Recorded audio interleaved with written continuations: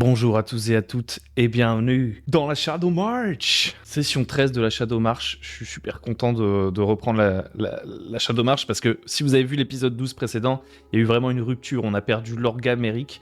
On a deux personnages qui étaient là depuis le début qui sont tombés au combat. Et avec le groupe, on avait décidé de faire une grande ellipse, donc de vraiment changer un petit peu d'endroit. C'est toujours la suite de notre histoire, mais c'est comme si, vous voyez, entre une saison 1 et une saison 2, il y avait eu ce long moment où, je sais pas, il y a certains personnages qui ont grandi, qui ont changé, etc. C'est vraiment ça le délire. Et donc, il y a un petit côté renouveau assez sympathique. Avant de commencer à vous raconter, si vous connaissez pas le principe de la Shadow March, c'est une campagne de jeu de rôle. Là, dans un instant, je vais vous montrer quelques images. C'est une campagne de jeu de rôle de Shadow Dark, bac à sable, qu'on joue semaine après semaine et que je vous relate après la partie. Et c'est peut-être un des meilleurs moments pour reprendre si vous n'avez pas vu avant, parce qu'on repart sur une histoire un petit peu, je vais pas dire neuve, parce que rapidement les personnages, enfin les joueurs vont se rendre compte qu'il y a des connexions avec ce qu'il y a avant. Mais suite à cette ellipse, ouais, on repart vraiment dans un nouveau setting, des nouveaux enjeux immédiats, vous allez rapidement comprendre. Donc avant toute chose, je vais vous expliquer un peu ce qui a changé en termes de setting et aussi en termes de règles, il y a des nouvelles choses. Donc en termes de setting, nos PJ avant, ils étaient au niveau de l'échine du serpent. C'était cette région, c'est là que s'est passé jusqu'à maintenant la Shadow March. Leur ultime combat contre le dragon s'était passé non loin du lac de l'Oracle, et là on va voyager, on va partir vers l'est, et donc si on se positionne sur cette carte, vous voyez, ça c'était l'échine du serpent, on voyage, et on approche de Pagor. On est dans la province de Pagor en l'occurrence. Et si on zoome encore davantage, eh bien on se trouve ici, on va se trouver dans la province de Sillon, et plus précisément dans la circonscription de Frena. Pagor est ici. Pagor, c'est la grande cité d'où venait Merrick. C'est la cité-état surpuissante, un peu en avance technologiquement, très cosmopolite. Elle est entourée de différentes provinces qui la nourrissent. Et nous, on va se focaliser à cet endroit. Et si on glisse comme ça par la droite, on se retrouve sur la carte dont on va se servir pour le moment. Donc vous voyez qu'on a vraiment réduit le scope, on a zoomé beaucoup plus que sur la partie échine du serpent précédente. Et pour cette sorte d'acte 2, entre guillemets, qui honnêtement apparaît suite au déroulement de la campagne. Vous voyez, moi j'avais jamais pensé à cet acte 2. Tout ce que vous allez voir là, je l'ai préparé en une semaine parce qu'on s'est dit qu'il y avait un point de rupture dans la campagne. Donc tout ça, ça n'était pas réfléchi à l'avance, ça m'a demandé de repréparer plein de trucs. Cet acte 2, du coup, il est beaucoup plus focalisé. Cette fois-ci, j'ai décidé de revenir sur du Hexcrawl, de lui donner une seconde chance avec notamment des nouvelles règles alternatives de Hexcrawl, alors qui sont pas encore vraiment sorties officiellement pour Shadow Dark, qui sont juste sur le Discord, mais qui sont en bêta un peu, sur le Discord officiel de Arcane Library. Je me suis dit j'avais envie de tester ça, j'ai envie de tester un truc plus focalisé parce que mes joueurs m'ont fait des retours et ils trouvaient que voilà, ils étaient fort pressés un peu dans la partie précédente. Enfin, tous les joueurs n'ont pas dit ça, il y en a qu'un qui dit ça. Vous voyez, je déforme un peu, mais j'étais d'accord avec lui en fait. Moi je trouvais qu'on était vite parti dans du méga épique sur l'acte 1. Là j'avais envie qu'on reprenne tranquille, sur des trucs un petit peu triviaux mais qui vont prendre de l'importance au fur et à mesure. Et donc zoomer, faire du voyage au jour le jour. Et donc voilà où on va jouer. Sur un Hexcrawl ou en moyenne, vous voyez. Donc un Hexcrawl c'est quoi? C'est on se déplace de case en case. Hein. En moyenne on voyage 6-7 cases par jour. Vous voyez. Donc ça vous donne une idée de l'échelle un peu de la zone. Et c'est quoi en fait du coup le nouveau parti pris en fait en termes d'histoire. Là vous avez vu la map. En termes d'histoire, maintenant on retrouve Grimm et Tristam, les deux survivants du combat contre le dragon, qui ont désormais d'ailleurs, ils avaient envie d'avoir une petite récompense suite au dragon, et honnêtement c'était mérité, qui portent désormais des armures en écailles de dragon, qui leur donnent qui sont considérées comme des cottes de maille, mais qui sont inifugées, donc ils ont cette quand même récompense du premier acte, donc ils pètent la classe, et ils sont un peu devenus des sortes de Witcher / chevaliers errants. Grimm est devenu l'écuyer de Tristam, et ils ont voyagé 3 mois durant vers Pagor, en prenant des petits boulots pour trouver pour se sustenter quoi, et ils finissent par tomber à Frena, dans cette région, en plein hiver, puisqu'on avait fini à l'automne, en plein hiver, mais genre hiver rude, et ils se retrouvent aux ordres d'une fière routière. Je vais vous montrer un petit peu dans ma prépa. Je vous montre vite fait ma prépa, mais en essayant d'aller vite, pour pas trop vous spoil. Donc voilà, ça c'est ma préparation que j'ai faite. Donc pour l'instant, c'est ce que j'ai fait en une semaine, je pense, j'ai encore pas mal de choses à préparer, mais voilà, j'ai différents secteurs, donjons qui se préparent. Donc on est beaucoup plus sur un truc assez concentré, vous voyez, en termes de préparation, puisque la région fait cette taille, et j'ai déjà beaucoup de lieux de rencontres aléatoires, d'événements qui peuvent se passer. C'est beaucoup plus dense en termes de préparation de mon côté, et honnêtement, j'ai pas fini, je pense que je vais essayer de bien détailler, faire plein de petites histoires rigolotes. Mais au-delà de ça, si on remonte un petit peu, Pagor, vous voyez, donc ça c'est la cité, voilà, c'est ça que je cherchais. Eux, ils sont à Frena, mais vous voyez qu'il y a plein de petites circonscriptions un peu géopolitiques autour de Pagor. Donc ça, c'est Pagor. Pagor, elle vit surtout du commerce, mais elle vit aussi des approvisionnements de toutes ces terres alentours qui sont totalement soumises à Pagor. Donc il y a des gens qui s'appellent les chapotés. Donc je vous montre vite fait la politique. Il y a 10 chapotés qui ont voix à l'Assemblée de Pagor, parce que Pagor, c'est une république. Donc déjà, ils ont un impact au niveau législatif, et ils ont aussi pour charge de récupérer la charge, justement, c'est-à-dire l'impôt qui doit être amené à Pagor. En échange de quoi, Pagor? En échange des ressources que les chapotés amènent, etc. Pagor est censé assurer la protection des différents bourgs et des différentes provinces. Pour ça, elle a un ordre qui s'appelle l'ordre des fiers routiers. Et les fiers routiers, c'est un peu les gendarmes, quoi. Pagor, c'est surtout une puissance commerciale, elle a une flotte, elle a une garde, c'est vraiment la cité, c'est le cœur battant, quoi. Les provinces, c'est vraiment la pampa à côté de Pagor. Donc elle a sa marine, elle a sa garde sur place, mais après pour assurer entre guillemets que la loi de Pagor soit bien appliquée, etc. Elle a entre guillemets comme des shérifs, vous voyez. Et ce sont ces fiers routiers. Les OPJ vont travailler pour les fiers routiers. Ils ne sont pas des fiers routiers. Pourquoi ils travaillent pour les fiers routiers? Vous allez me dire, parce que tout simplement Pagor en fait laisse plus ou moins tomber ses provinces. C'est un des enjeux géopolitiques. Pagor, elle s'en fout un peu. Et donc, dans ces sortes de terres païennes, toutes isolées et très peu défendues, elle envoie quelques fiers routiers, mais qui sont à bout de souffle, qui n'arrivent pas à gérer la situation, et donc qui font appel à des mercenaires, à des aventuriers et tout, pour les aider, quoi. Et donc, nos PJ, pour l'hiver, ils ont signé une sorte de contrat. Pendant tout l'hiver, ils vont aider les fiers routiers. En particulier, ceux de Frena. Donc, Frena, c'est juste un petit bourg qui a une importance administrative légèrement supérieure sur les petits villages voisins. Frena, c'est principalement l'exploitation du bois, mais il y a également des fermes, etc. pour payer la charge. On prélève sur toutes les activités, mais voilà, Frena, sa réputation, c'est surtout le bois. Donc elle est ici, hein, je vous rappelle. Donc Frena, c'est la famille Stromba, c'est une famille de chapotés.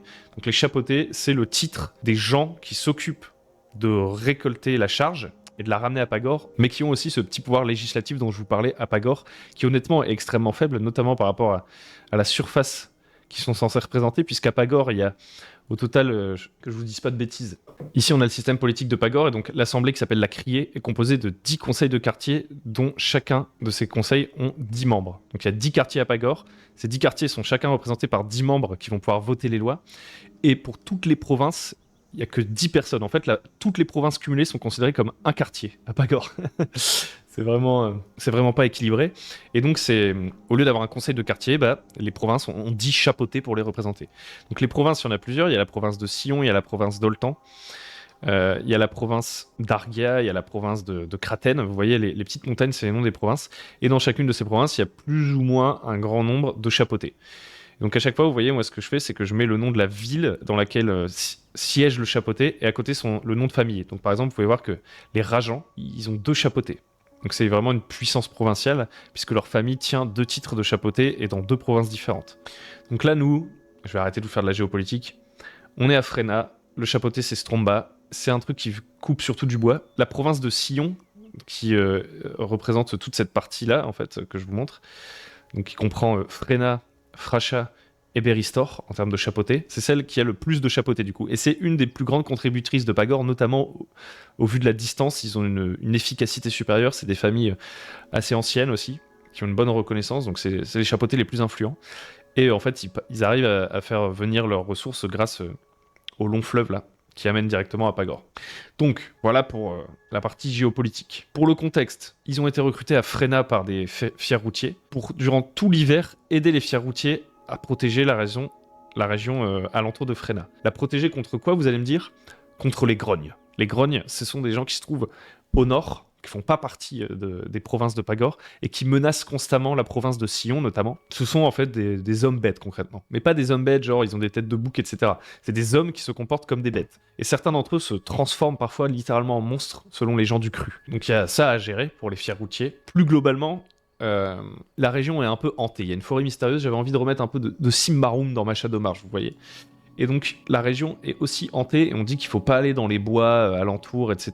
Et même l'avant-poste de bûcheron qui s'y trouve, voilà, il faut faire attention. Et en plus il y a la neige, enfin voilà, les conditions sont très rudes. Et nos PJ vont devoir un peu jouer les shérifs pendant tout l'hiver. Donc on retrouve, comme je vous disais, Tristam. Maintenant ils ont des chevaux, hein, en plus ils sont badass. On retrouve Tristam, on retrouve Grim, qui est devenu son écuyer, et on trouve 2 nouveaux personnages, en la personne de Églantin et en la personne de Lifoué. Je vous les présente rapidement. Alors, ils sont où? Donc là, c'est spoiler à fond pour les joueurs parce qu'ils ne sont pas encore complètement parlés les uns aux autres. Donc je vais vous, tant pis, prennent leurs responsabilités. Donc Églantin Gousson, c'est un magicien elfe. Il a été déposé bébé devant la porte d'une famille de bûcherons. Vers 12 ans, ses parents adoptifs se sont rendus compte que c'était un elfe et qu'il avait un attrait pour la magie. Et donc, ils l'ont fait accompagner à Pagor pour recevoir une éducation magique que Églantin ne recevra jamais, puisque c'est pas facile d'entrer, de trouver un précepteur, et encore moins d'entrer à l'académie de Pagor. Donc, il a volé un petit livre quand même dans une bibliothèque, en se déguisant en homme de ménage, pour pouvoir apprendre la magie quand même. Et puis, il s'est retrouvé plus ou moins à la rue. Il a fini par faire la rencontre de Lifoué, et il a reconnu en Lifoué quelqu'un de semblable à lui, puisque Églantin est elfe et Lifoué est un demi-elfe. Et donc ensemble, ils vont décider de prendre la route pour aller essayer de découvrir leurs origines. Puisque les elfes sont une race qui n'a plus à proprement parler de civilisation en fait dans l'univers. Donc ils sont un peu éparses. Ils vivent en petites communautés. On les craint parfois. Des fois, au contraire, on les trouve séduisants. Mais voilà, ils sont toujours un peu à côté. Et la plupart des elfes ne connaissent pas vraiment leur passé, vu que leur civilisation s'est effondrée. Et donc les deux, l'elfe et le demi-elfe, décident d'aller à Frena pour, entre guillemets, déjà se faire des sous parce qu'ils sont pauvres, mais aussi pour essayer d'en apprendre plus sur leurs origines, puisque, comme je vous le disais, cette fameuse forêt maudite, ils ont entendu dire qu'on pouvait y trouver une veine de guédé. Et une veine de guédé, c'est un endroit d'où sort de l'eau, en fait, c'est une fontaine ou un lac, enfin, c'est un peu une métaphore, mais c'est une eau que, apparemment, les elfes, les anciens elfes qui étaient immortels, les elfes d'aujourd'hui ne sont pas immortels. En fait, s'ils étaient immortels, ils le devaient au fait qu'ils s'abreuvaient à une veine de guédé. Guédé qui est déesse de la nature, et donc en buvant cette eau, ils étaient immortels, et on dit aussi que tous les animaux qui boivent près d'une veine de guédé en fait deviennent géants, etc. Il y a un truc comme ça, vous voyez, un truc surnaturel, primordial qui se passe dans ces forêts-là. Donc les deux qui ont un passé d'elfe, ça les intéresse. Enfin, il y en a un, il n'a pas un passé d'elfe, il est un elfe. Mais Lifoué, lui, il est demi-elfe, parce qu'en fait, Lifoué, lui, il vient de très loin. Il vient de la terre des Nords, donc ils sont un peu les Vikings. Grosso modo, j'y ai pas réfléchi plus que ça, vous voyez, puisque la campagne ne se passe pas là. Mais il vient de là-bas. Et en fait, il y a eu un raid de Nord, et ces Nords, ils ont capturé un elfe, ils en ont fait un esclave, mais cet esclave est tombé amoureux de la voyante du village, Nord, et ensemble, ils ont eu un enfant, qui est Lifoué. L'elfe et la voyante ont eu une relation, puis l'elfe est mort, et quelques mois plus tard, Lifoué est né. Voilà. Sa mère et lui ont dû vivre à l'écart parce que les Nords n'ont pas trop accepté l'union. Et donc sa mère, qui était voyante, lui a transmis les croyances, sa magie, etc. Puisque sa classe à lui, c'est Seer. Donc on l'a pas encore vu dans les vidéos sur les classes de Shadow Dark, mais c'est une classe, voilà, pour faire un peu appel aux dieux nordiques et tout. Et donc elle lui a appris, sa mère lui a appris ça, et puis ensuite, devenu adulte, Lifoué a décidé de partir explorer le monde en fait. Son clan lui a fait comprendre qu'il n'était pas le bienvenu. Et donc il a décidé de partir et de découvrir la beauté du monde, les autres cultures, etc. Et il a croisé du coup Églantin à Pagor, et c'est comme ça qu'ils se sont rencontrés. Ils ont une ancestry commune, et donc ils se lient d'amitié, et ils se retrouvent pareil à vouloir bosser pour Cardiane. Cardiane, c'est elle. Cardiane qui est la fière routière de Frena. Donc ils se retrouvent dans le même panier que les personnages d'avant. Donc on a un... Pour l'instant, on n'a fait qu'une séance, donc difficile de dire exactement quelle va être la personnalité de chacun à terme. Mais on a un Églantin qui est un peu dans l'expérimentation. Son personnage, lui, est curieux. C'est un magicien, après tout.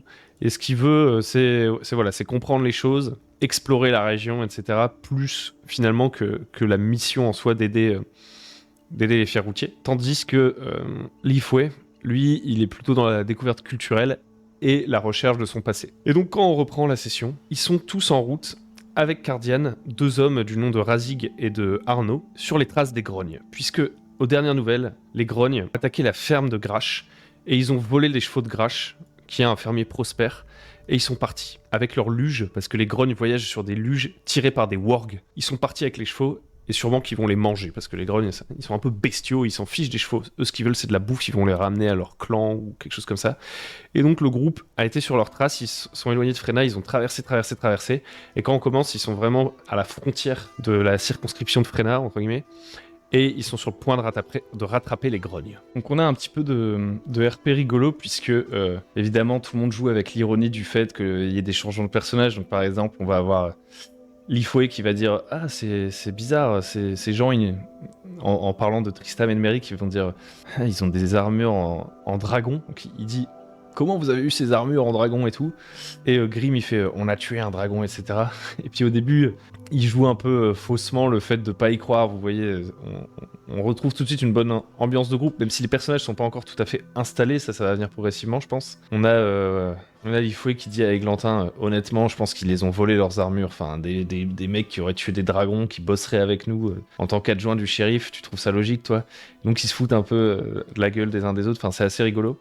Puis ils marquent un petit arrêt. Il y a quelques petites conversations qui se font pour poser un peu du setting. Il y a pas mal de remises en place à ce moment-là, donc c'est un peu flou. En plus, je vous cache pas que je suis malade. Donc je vais essayer de pas la faire trop longue. Je vais pas vous faire tous les détails. Faut que j'aille me dormir, comme on dit quand on sait pas parler. Mais je leur lâche quelques rumeurs, genre par exemple, il y a un des mecs, vous voyez, eux ces deux gars-là, c'est pas vraiment des fiers routiers d'ailleurs, c'est plus des sortes de miliciens qui sont des assistants de la fière routière cardienne. Mais ils sont là, ils font alors, vous êtes des aventuriers, ouais. Vous faites les malins parce que vous avez des belles armures, mais nous on est des gars du coin, vous venez là juste pour l'or. Ils leur mettent des petits tacles.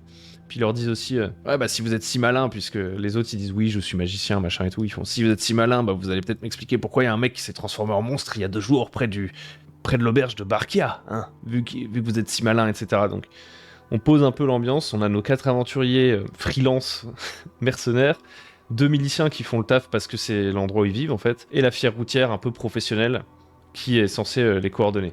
Et donc leur principal objectif, c'est de récupérer les chevaux qui se sont échappés. C'est pas à partir du moment de tuer les grognes, etc. C'est ça qu'elle leur explique, il faut qu'on récupère les chevaux. Au bout d'un moment, je leur dis, vous entendez, alors qu'ils marchent dans la neige, je leur dis, vous entendez un corps au loin. La cardienne leur dit, c'est sûrement les grognes. Et quand ils font ça, c'est qu'ils sont aux abois, c'est qu'ils essayent d'appeler d'autres grognes ou qui s'apprêtent à faire une attaque, etc. Il faut qu'on presse le pas. Donc ils avancent à cheval. Pareil, je vous passe un petit peu les détails des combats. On va avoir les joueurs qui vont pouvoir tester leur sort, etc. Ça va être sympa. On va avoir la flèche d'acide qui va être jouée.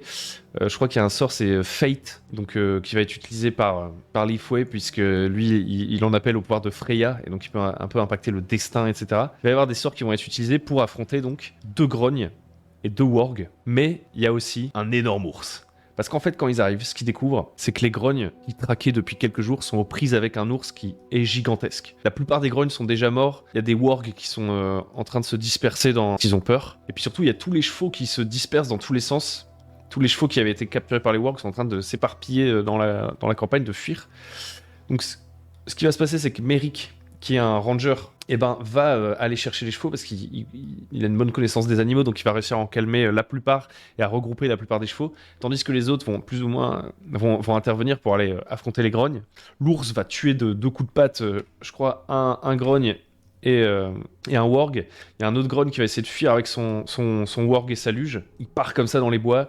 Il y a Tristam qui va essayer de le rattraper. Au début, il rate son jet de dés, et puis finalement, on a Grim qui va contourner pour aller bloquer. Ils font un peu ils utilisent leur petite tactique de chevalier écuyer, vous voyez, pour coincer le warg, l'arrêter et le neutraliser. Et un autre truc notable, c'est que ils vont se rendre compte que l'ours, bon déjà il est géant, donc ça va tout de suite intéresser nos deux curieux qui viennent dans la région un peu pour comprendre ce qui s'y passe. Parce qu'on leur avait parlé de la veine de Ged qui donnait des bêtes gigantesques. Là ils en ont la preuve, mais surtout c'est un ours géant mort-vivant. Et donc là par contre ils vont bader, et au final, à la fin de ce combat, ils auront récupéré la plupart des chevaux, mais ils vont laisser l'ours et ils vont juste partir avec les chevaux pour pas prendre de risques.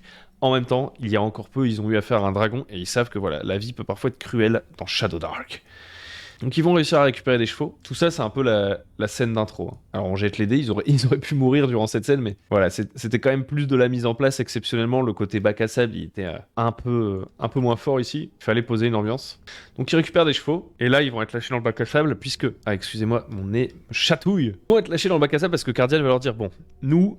Avec mes 2 gars, on va aller s'occuper d'aller chercher les derniers chevaux qui sont dispersés dans la pampa. De toute façon, les grognes, c'est bon, on les a neutralisés. Ce que vous allez faire, c'est que vous allez aller ramener ces chevaux à Frena, et puis veiller sur Frena en attendant. On va aussi moi, je vais aussi aller, dit Cardian, prendre des nouvelles de la région d'à côté pour voir s'ils ont eu des créatures mort-vivantes aussi. Donc là, les PJ disent, mais attendez, des créatures mort-vivantes, c'est courant et tout. Elle fait... Alors, je n'avais jamais vu d'ours mort-vivant, mais oui, il y a parfois des morts qui se relèvent, et ça, les PJ, on avait déjà un peu entendu parler dans l'acte 1, c'est la nécrose. Ce que les gens appellent la nécrose... Les gens du commun appellent la nécrose. Et donc elle leur dit, j'avais déjà vu quelques personnes se relever d'entre les morts, mais pas un ours, etc. Je vais aller voir si ça va aussi du côté du bourg voisin. vous ramenez les chevaux et vous assurez la défense de Frena en mon absence, et puis on devrait se revoir d'ici 2 semaines si tout se passe bien. Et comme ça, boum, elle s'en va, et les voilà lâchés dans le bac à sable. Donc là, nos PJ, évidemment, ils ont des petites interactions pour essayer d'approfondir, pour que leurs personnages se rencontrent. Donc en soi, leurs personnages sont censés se connaître parce qu'ils ont voyagé 2-3 jours ensemble là déjà. Mais voilà, on joue, on essaye subtilement d'amener des trucs, genre en mode ah, et vous êtes donc un gobelin écuyer, c'est courant dans la région, etc. Ils échangent un petit peu pour apprendre à mieux se connaître. Ils se connaissent pas encore tout à fait. Je vous ai donné plus de choses sur leur background que eux-mêmes ne sont communiqués dans cette séance. Et voilà, ils décident de partir avec leurs chevaux. Et là, on va réintroduire plutôt donc des nouvelles règles. Donc il y a eu pas mal de petits points règles durant cette séance, parce que comme je vous disais, on passe en X-Scroll, et puis même il y a des mises à jour un peu de certaines règles dont vous aurez entendu parler dans une vidéo qui a été diffusée la semaine dernière ou il y a 2 jours, je sais plus trop. Et j'ai ajouté des règles de corruption, etc. Donc je vous propose qu'on fasse une pause dans la fiction, un peu assurée comme épisode, mais c'est comme ça, pour parler un peu de ça. Donc je leur explique déjà qu'on passe en X-Scroll. Donc en X-Scroll, ce que ça fait, c'est que au début de chaque journée, ils peuvent choisir différentes tâches qui peuvent leur faire gagner des rations, les faire voyager plus vite, leur permettre de repérer les dangers de plus loin, etc. Donc il y a Scout, il y a Navigate, March Song, donc vous pouvez chanter pour aider le groupe, etc. C'est un petit peu plus codifié qu'avant. Et ça vous donne, voilà, en fonction, une vitesse, etc., en fonction du terrain et tout et tout. C'est très très simple. Comme ça paraît hyper compliqué, mais en vrai, c'est ultra simple. Je pense qu'on va le prendre en main très très vite. Et en plus, ça prend pas beaucoup de place, puisque là, on s'en est servi que d'une fois de la règle. Donc en fait, ils choisissent leurs tâches, ça c'est la première étape. Et puis ensuite, en fonction des tâches qu'ils ont faites, ils vont pouvoir se déplacer plus ou moins vite. Donc en moyenne, ils devraient pouvoir se déplacer de 6 cases par jour, ce qui vous donne une idée de la taille à laquelle ils peuvent traverser la région. Ça va relativement vite. On est beaucoup pas en huis clos, hein, ça reste une zone un peu ouverte. On est sur un truc de plus petite ampleur, vraiment, que la partie d'avant. Et vous voyez là, on voit ce qu'ils ont traversé. On en reparle juste après, puisque je vais vous parler vite fait aussi de la corruption. Donc vous voyez, hop là. Donc j'ai ajouté une règle de corruption qui fait que les PJ peuvent relancer un jet de dé raté en claquant un point de corruption. Ils peuvent réussir le lancer d'un sort automatiquement en perdant le sort, par contre. C'est-à-dire qu'ils peuvent lancer le sort sans avoir acheté les dés. Le sort va marcher, ça ne pourra pas faire un échec critique, ni une réussite critique, ni un échec. C'est juste une réussite. Par contre, derrière, le sort, c'est terminé pour la journée. Donc ça, c'est un point de corruption. Et ils peuvent aussi récupérer l'initiative pendant un tour pour un point de corruption. La corruption, c'est quoi? Ça représente, je leur ai dit, donc je vais vous le dire, c'est pas un secret, je leur ai dit de manière méta ce que c'était. Ça représente dans l'univers, au vu de la cosmogonie, il y a une vidéo sur la cosmogonie aussi, si vous l'avez pas vue. L'univers, en fait, son histoire est censée être préécrite. Le destin existe dans cet univers, mais il y a plein de forces qui viennent le challenger. Et en fait, quand il y a des gens qui essayent de changer la destinée, ne pas respecter les règles naturelles, les cycles, le cours des choses, ça génère du fel. Et donc le fel, c'est la corruption. Mais c'est le nom en jeu, entre guillemets. La corruption, c'est plus le nom mécanique, on pourrait dire. Et du coup, quand les PJ en fait outrepassent les règles, parce qu'en fait, c'est entre guillemets contourner les règles du jeu de base, que de récupérer l'initiative, que de relancer un jet de dés, de lancer automatiquement un sort. Bah en fait, ils jouent avec le destin. C'est un peu comme si les jets de dés, vous voyez, un truc un peu méta de les jets de dés étaient écrits d'avance, vous voyez. Le destin avait décidé que j'allais rater ce jet de dés. Et en prenant un point de corruption pour faire une relance, je contredis le destin qui m'attendait avec ces jets de dés. Et après, en soi, dans l'univers, donc c'est ça. En fait, c'est à la fois un truc dans le jeu, littéralement, et dans l'univers. Et voilà. Et après, l'effet de la corruption, moi, je l'ai pas encore exactement déterminé. Je pense qu'il va y avoir des seuils, petit à petit. Genre 10, c'est ton personnage devient monstrueux et t'en perds le contrôle complètement. Et genre peut-être que passer 3 de corruption, ton personnage a des stigmates, un peu comme dans Symbaroum, et il est repoussé par certaines personnes et tout. Et je pense que je vais y ajouter un petit peu d'aléa. Alors par exemple dire que, je sais pas, on jette un D20, et si le D20 il donne un résultat inférieur à la corruption du personnage, ça a un effet par exemple. Comme ça, si vous avez qu'un point de corruption, bah c'est pas grave. À partir de 2 points de corruption, si on jette un D20 et que ça fait 1, et ben la corruption va avoir un effet sur le personnage. À partir de 3 points de corruption, on jette un D20, sur un 1-2, la corruption va avoir un effet sur le personnage. Et donc plus votre corruption monte, plus vous avez de chance en jetant un D20 de faire moins que votre corruption et que ça ait un effet néfaste. Je pense que ça va être ça à terme ma règle, mais je vous laisse encore le temps d'y réfléchir. En tout cas, je le dis aux joueurs, bah voilà, si vous voulez relancer les dés et tout, maintenant vous pouvez taper dans la corruption. Je leur dis aussi qu'en termes de règles, c'est la fin des lock tokens gratos. Jusqu'à maintenant, ils avaient toujours un lock token gratuit en début de partie. J'ai décidé de le retirer. Ça va me demander à moi d'être un petit peu plus... de plus penser, moi, en tant que MJ. Alors, donner des lock tokens parce qu'ils ont des bonnes idées, de 1. Donc là, c'est un peu de l'arbitrage. Il y a des gens qui aiment pas ça, mais j'ai envie d'essayer ça.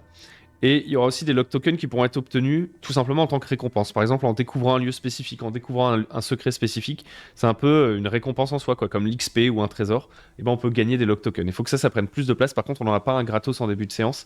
Et du coup, les classes qui peuvent donner des lock tokens au groupe, pour voir leur capacité en fait leur intérêt rehaussé en fait. Donc voilà un peu pour le point règle. Qu'est-ce qui se passe ensuite? Et ben ensuite ils vont commencer donc le X-Crawl. Donc le truc c'est que ils ont plein de chevaux, donc ils doivent leur donner de la bouffe à tous ces chevaux. Ça c'est une de leurs premières contraintes. Ils commencent à voyager, ils se baladent. Et moi, premier X, qu'est-ce que je fais? Immédiatement, j'ai prévu pas mal de trucs quand même mine de rien. Pour se déplacer dans la campagne, et ben j'ai différentes rencontres que j'avais prévues. Donc j'ai pas encore détaillé, vous voyez, toutes les autres zones. J'ai déjà le titre un peu de rencontres que j'ai envie d'inventer, vous voyez, pour dans la forêt, dans le territoire de machin, dans le bidule. Mais je les ai pas développés, j'avais développé que la partie, on va dire, campagne, c'est-à-dire en dehors de la forêt, de la région, etc. Parce que je savais que sûrement la première séance, ils iraient pas tout de suite dans la forêt, et au pire j'improviserais s'ils allaient dans la forêt. Mais du coup j'avais quand même bien développé la petite campagne. Excusez-moi, il faut que je me bouche. Et du coup ce que j'ai fait, c'est qu'à chaque ex dans lequel ils entrent, il y a une chance sur deux de croiser un des éléments que j'ai prévus. Donc premier ex, ils avancent avec leur colonne de chevaux sous la neige, et ils découvrent un tertre qui est survolé par des corbeaux. Donc comme il y en avait un qui avait utilisé la capacité de scout et qui avait réussi son jet de dés, ça faisait que ils pouvaient repérer à grande distance les rencontres. Donc ça faisait qu'à chaque fois je leur décrivais de loin, et ça leur permettait de les contourner facilement. Donc il y en a un, il voit ce tertre, les PJ ils se demandent est-ce qu'on y va, est-ce qu'on y va pas, ils se disent on y va pas. Donc il n'y a pas de développement plus que ça, ils voient juste qu'il y a des corbeaux qui volent autour. Ensuite ils arrivent au village de Karnal. Donc pour les villages je les avais déjà placés, vous voyez. Et en fait juste je sais pas quel village c'est, parce que moi j'ai créé 3 petits villages. Bon il y a bien sûr Frena qui est plus une sorte de bourg important. Et pour tous les petits villages, j'ai créé les villages, mais j'avais pas choisi leur emplacement. Donc au moment où ils arrivent dans une case où il y a un village, je tire aléatoirement parmi les 3 villages que j'ai créés, quel village ils trouvent, et ils arrivent à Karnal. Donc Karnal, c'est un petit village, des petites maisons de pierre enfilées le long d'un chemin, tout en longueur. Tout le monde est à les volets fermés. Et quand ils arrivent à ce village, à ce stade, il se passe un truc. Parce que aussi pour chaque village, il y a différents stades d'histoire qui se passent dans la région. Et donc si on arrive à un village, dans les 2-3 premiers jours de la campagne, il est dans une situation. Et si on y revient dans quelques jours, moi j'ai déjà prévu ce qui allait se passer dans ce village quand on y reviendrait dans quelques jours. Bien sûr, ça peut changer en fonction des actions des PJ et tout. Mais voilà, j'ai quand même pas mal de préparation en amont, vous voyez. Même si c'est une toute petite zone, en une semaine, j'ai préparé plein de trucs, quoi. Donc ils arrivent à Karnal, il y a juste un mec chauve, entre deux âges, on sait pas trop dire s'il est vieux ou jeune, sûrement plutôt bientôt vieux. Il a des cernes, il est dehors dans le froid, et il vient au devant des PJ et dit ah, ouais, mes filles ont disparu, c'est des jolies brins de filles, j'allais bientôt les marier, on me les a sûrement volées, ou alors elles seront encore allées boire des coups dans une taverne. Et les gens dans les maisons alentours, ils regardent par les volets et ils se moquent un peu de cet homme qui a perdu ses filles, et apparemment c'est pas la première fois qu'elle fugue en fait. Donc histoire un peu anodine. Mais il dit vous travaillez pour les fiers routiers, donc vous devrez pouvoir m'aider à retrouver mes filles. Moi, je dois rester ici pour m'occuper de mes moutons. Ma femme est partie, est morte il y a 2 ans. J'ai besoin que mes filles rentrent pour m'aider. Elles sont pas encore mariées, elles doivent aider leur vieux père. Voilà le truc moyenâgeux classico del Madrido, hein, finalement. Et puis l'OPJ ils disent on va aller regarder si vos filles elles sont pas quelque part, mon brave. Mais en attendant, vous allez faire bouffer nos chevaux. Très bonne idée. Le mec accepte, il fait moi, j'ai des trucs pour mes moutons, vos chevaux ont l'air affamés, vous pouvez les nourrir. Et comme ça, ils nourrissent tous les chevaux, toute leur cohorte de chevaux là, pour la journée. Parce que chaque cheval, c'est 2 rations par jour. Donc ça déconne 0. Donc ils nourrissent leurs chevaux et ils disent si on voit vos filles, on vous les ramène. Ou en tout cas, on leur dira de rentrer chez leur père. On essaiera de les convaincre, monsieur. Et il fait merci beaucoup. Et il continue. Et tout ça, c'est toujours la même journée, vous voyez.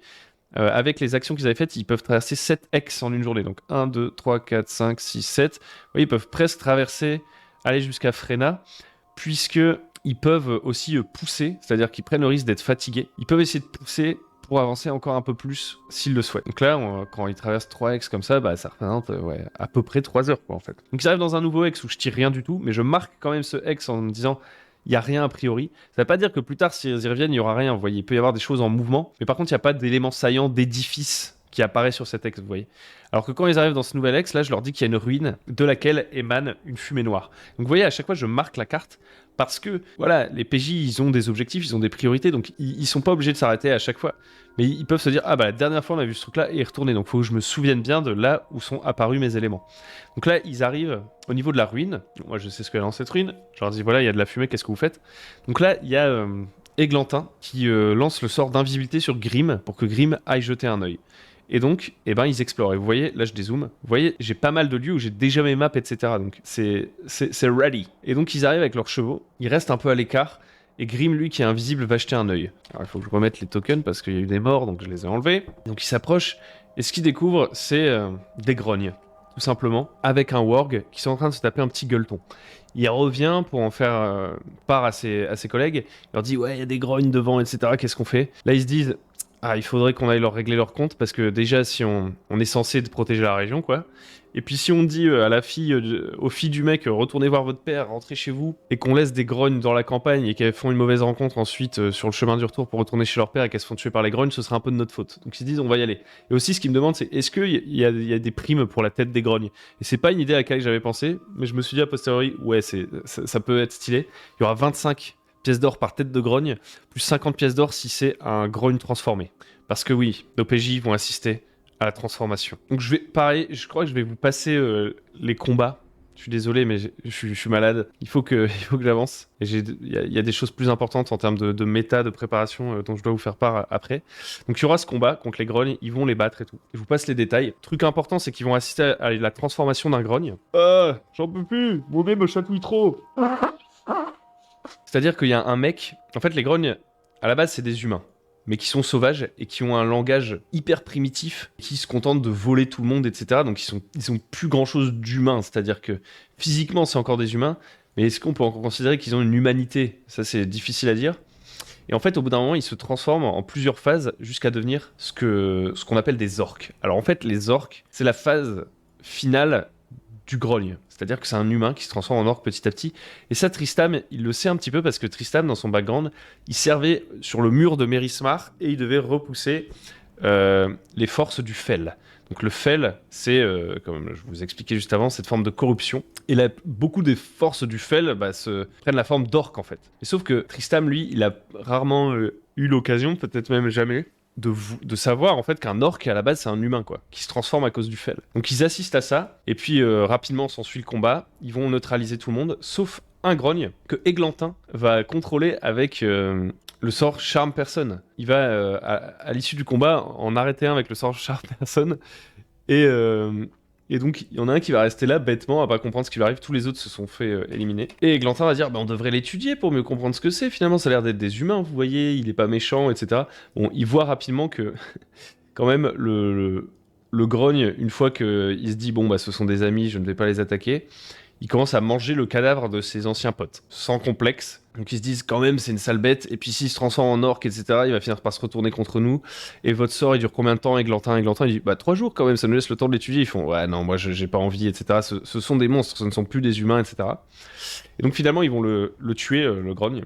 Il va y avoir ce petit débat éthique qui commence à installer un peu le personnage d'Églantin, mine de rien, et chacun peut se positionner un peu sur le sujet des grognes. Est-ce qu'on a envie de les étudier, de les tuer sans la moindre hésitation, voilà. Et Églantin va quand même en profiter pour dessaper un peu le grogne et regarder si sur lui il a une marque, quelque chose comme ça, et il va découvrir effectivement la marque du fel. Au niveau, donc là c'est un mélange Symbaroum de Genesis, deux inspirations que j'adore. Au niveau du plexus solaire, il va révéler que le grogne a une sorte de tache noire qui a l'air d'être sous-cutanée et qui a une forme un petit peu fractale, un peu comme une sorte d'étoile de mer qui a l'air de s'étendre légèrement. Mais elle a l'air pas très étendue. Parce qu'en effet, là, pour le coup, le grogne qu'il a ausculté, entre guillemets, il n'était pas sur le point de devenir un orc, quoi. Et c'est plus ou moins là qu'on s'est laissé pour la session. Après, on a eu le temps de débrief et tout, donc je vais un peu vous parler de ça aussi. Donc, est-ce que j'ai déjà des retours de joueurs? Je vous montre des retours écrits, j'oublie pas. Et pour l'instant, j'ai que un retour de Stars and Wishes. C'est, voilà, pour l'instant, ce qui a l'air de leur plaire, c'est l'ambiance, le fel, la corruption, l'hiver. Voilà, l'installation du truc. Ce que les PJ souhaitent, c'est qu'on arrive à ressouder le groupe, parce que mine de rien, voilà, le groupe s'est fait... Il y a 2 têtes qui sont tombées, il faut ramener les personnages, etc. Mais honnêtement, moi, j'ai aucun doute sur le fait que ça fonctionne. Il y a déjà eu des morts dans le groupe, et à chaque fois, ça fonctionne. Le groupe marche très bien, on a une très bonne synergie. Sur les retours qu'ils m'ont fait, ils se sont demandé... Alors, c'était pas encore une conclusion en mode et tout, mais ils se sont demandé, le X-Crawl, ça va pas tout changer quand même en termes de rythme, etc. Parce que, par exemple, ils me disaient, mais attends, là, la map... On met 2 jours à la traverser, mais on doit quand même vérifier s'il y a des rencontres 7-8 fois pour une seule journée de voyage, quoi. Donc est-ce que ça va pas à fond ralentir la progression, etc., si on applique ça tout le temps? En fait, moi, ce que je leur ai expliqué, c'est que si je reprends le X-Scroll, déjà, on peut faire des ellipses. C'est pas parce qu'à un moment donné, on a mis une carte avec un X-Scroll, vous voyez, qu'on peut pas se dire, bon, bah là, vous voulez vraiment voyager d'un point A à un point B. Très bien, on va faire 3 rencontres sur la route. Basta. Si vraiment, je sais pas, ils veulent voyager sur tout un continent, on n'est pas obligé de jouer jour par jour le voyage, vous voyez. Et aussi, en fonction de ce qu'ils veulent faire, pour l'X-Scroll, à tout moment, ils peuvent me dire, bon, bah, on veut voyager à travers le monde, et dans ce cas-là, en fait, le X sera juste plus grand, on prendra une autre échelle, et on utilisera la mécanique de X-Scroll, mais pour la semaine plutôt que le jour, par exemple, comme unité, vous voyez. Donc ça, j'ai essayé de les rassurer un peu à ce niveau-là. Un autre truc qu'ils m'ont dit tout de suite, c'est ouais, j'ai l'impression que c'est très dense. On marche et vite, on tourne sur des lieux et on a envie de les visiter, mais en même temps, voilà, on doit faire des trucs. Et ça, c'est un retour qui était assez intéressant. Et un truc qu'un des joueurs m'a fait remonter, c'est qu'il avait l'impression que ouais, il y a plein d'accroches, mais on voit des accroches qui sont secondaires. Et on se dit on n'a pas le temps de les faire, etc. Et en fait j'étais assez d'accord dans le sens où dans le premier acte en fait très vite ils se sont mis sur la piste d'enjeux qui sont énormes, etc. Et j'avais un problème de mon côté, je pense un petit peu de gestion du temps et des distances. Et donc ces deux choses combinées, ça a fait que, je pense. Parce qu'en fait, comme ils se sont dit, ok, nous, notre objectif dans l'acte 1, les 12 premiers épisodes, c'est le dragon, c'est tout de suite les trucs un peu épiques et tout, forcément tout leur paraissait secondaire à côté. Et le deuxième truc qui renforçait ça un petit peu, c'était le côté urgence, parce que comme j'avais pas une gestion très précise des distances, des jours, et que du coup, ils se disaient à tout moment, la situation peut s'accélérer, donc on doit agir vite, vite, vite. Vous voyez, c'est vraiment un terme de feeling de joueur. Comme ils se disaient ça, ils se disaient, bah le reste c'est secondaire, donc on le fait pas. Et en fait, je pense que c'est lié à la gestion complètement floue du temps, ça, justement. Parce que dès lors que je vous dis, eh ben dans une semaine, il y a une attaque de méchants, et que vous êtes capable de vous dire, en voyant cette carte, bon bah, en une semaine, on a le temps de faire 2 fois cet aller-retour, par exemple, vous voyez, de l'ouest, d'est en ouest. Vous êtes moins en mode, ok, il faut absolument que notre prochaine action, ce soit ça. Parce qu'en fait, vous captez mieux qu'est-ce que ça implique en termes de distance et de temps. Et donc, vous dites, on peut s'arrêter ici. Parce vous pouvez mieux analyser, en fait, quand est-ce qu'il y a l'urgence, quand est-ce qu'il n'y a pas l'urgence. Parce que vous savez que c'est pas de l'arbitrage du MJ. Alors, sauf si vous connaissez pas l'échéance. Si le MJ vous a pas dit c'est dans 2 semaines, vous savez jamais quand est-ce que va se passer le prochain événement, qu'on s'entende bien. Mais il y a moins ouais, voilà, ce flou artistique. Et donc du coup, voilà, ils avaient un peu cette crainte de ouais, les voyages, en fait, on va croiser plein de trucs, ça va être super dense, on va avoir trop de trucs à gérer, etc., etc. Moi, je leur ai dit, honnêtement, vous pouvez passer à côté de quelque chose, ne pas y aller, y retourner plus tard. Parce que a priori, on peut jouer pendant un moment dans ce bac à sable de une journée de profondeur et de 2 journées de large en termes de voyage, quoi. Ça fait quand même au mètre carré. Enfin, il y a pas de distance en mètres, qu'on s'entende. Mais on a un outil de mesure pour savoir à peu près combien de temps vont nous prendre les voyages, sachant que dans la forêt, ce sera un peu 2 fois plus long, sûrement. Enfin, on va perdre du temps, le terrain est plus difficile. Voilà, là, ils ont les clés et il y a vraiment ce côté exploration, sachant que moi, je sais où sont mes éléments. Enfin, j'ai une liste d'éléments, mais je sais pas où ils sont nécessairement. Donc moi aussi, il y a ce côté exploration. En fait, je sais ce qu'il y a dans la région, ça c'est pas aléatoire. Par contre, je sais pas quand est-ce qu'ils vont tomber dessus et où ils vont tomber dessus nécessairement, sauf pour quelques trucs très précis. Et donc ils vont pouvoir voyager, rencontrer les petits détails, et puis moi je vais continuer à en fournir tant qu'ils restent ici, tant qu'ils ont envie de jouer dans cette région. Moi je nourris le jeu, hein. Pour relancer une intrigue, parfois il suffit de rajouter un seul PNJ. Alors je veux dire, cette région elle pourrait être complètement inintéressante pour les PJ, mais le jour où il y en a un, il me dit je crois que mon personnage il doit tomber amoureux de tel PNJ. Ça change tout dans la campagne, vous voyez. Ça change toute l'importance de ce PNJ et de tout ce qui pourrait se passer. C'est ça le côté bac à sable. Parce que d'une autre façon, et ça je pense qu'il y a certains MJ qui vont se dire que c'est un peu de la folie, mais peut-être que c'en est un petit peu, je leur ai dit aussi, honnêtement, dès que vous voulez quitter la région, vous vous cassez. Vous demandez pas qu'est-ce que j'ai envie que vous fassiez. Quand vous passez à côté d'un lieu, parce qu'ils m'ont dit ça, on s'est dit, ah ouais, enfin, il y en a, ils me disent, est-ce qu'on doit y aller? Est-ce que c'est parce que le MJ, il a prévu un truc? Je leur dis, moi, j'ai prévu des trucs, mais vous n'avez pas besoin de penser à ce que j'ai prévu. Honnêtement, ça me ferait plus plaisir que vous retiriez complètement la tête. Qu'est-ce que Hugo, il pense qu'on devrait faire? Nanana. Oubliez. Moi, j'ai créé des listes de lieux. Vous y allez quand vous voulez. Et si vous voulez vous casser et aller ailleurs, eh ben, c'est pas grave. En une semaine, je vais prendre des trucs. Et en fait, moi, je kiffe faire ça. Après, je dis pas. Il y a peut-être, dans d'autres circonstances, là, vous voyez, j'ai qu'une campagne en cours, je fais 2-3 one-shots à droite à gauche. J'ai du temps devant moi, donc je prends un énorme kiff à faire ça. Demain, j'ai 4 campagnes en même temps, où je sais pas, j'ai plein de nouvelles contraintes. J'aurais pu autant de temps pour préparer. Là, je pense que ma préparation, elle m'a pris facilement, en une semaine, j'ai dû bosser bien 6 heures, 7 heures dessus quand même. À chercher des idées, à trouver des maps, des tokens, peut-être même un peu plus. Mais ça me fait kiffer. Ça me regarde moi. Et donc moi, honnêtement, je sacralise aucun des trucs que je fais là. Ce que j'espère, c'est que déjà que les trucs soient assez cool pour que mes PJ aient pas juste envie de se barrer de la région immédiatement, vous voyez. Mais ça les regarde. J'ai pas envie qu'ils me rendent un service du tout. Et limite, s'ils me disent, ok, on va à Pagor, moi j'ai déjà préparé plein de trucs pour Pagor, et ils me disent, on va dans la terre des grognes, vous voyez. Bah moi je vais inventer des trucs pour la terre des grognes, vous voyez. Je suis chaud. Je suis chaud bouillant. Et à la fin, je me dis, j'aurais créé tellement de trucs que je vais pouvoir les recycler. C'est vraiment pas perdu. Vous voyez, une liste comme ça de rencontres dans un type de région, genre dans une forêt, etc. Honnêtement, je vais pouvoir les réutiliser à tir-larigot parce que c'est des petites rencontres que j'ai réfléchi avec un petit twist, un petit truc. C'est jamais perdu. Moi, c'est un kiff à préparer. Donc, j'avais vraiment envie de les décomplexer à ce niveau-là. Et je pense que ça va être vachement sympa pour la suite. Voilà. Je vais m'arrêter là parce que là, j'ai vraiment le nez bouché et puis je vais commencer à radoter. J'espère que ça vous a plu. Donc voilà, on est sur la mise en place. On est moins tout de suite dans les trucs épiques. La tension est un peu redescendue suite au combat au final combat contre le dragon. Mais je sens qu'il y a gros potentiel, nouvelle ambiance, les morts vivants, la corruption, la neige, le côté un peu Far West, on est les adjoints du shérif, et on va de village en village, et on tombe sur des petites communautés isolées, il y a des monstres, je pense qu'il y a du potentiel. Je vous dis à très bientôt sur le MJ, merci de m'avoir écouté, et puis bon jeu, hein. Ciao, ciao Bilou.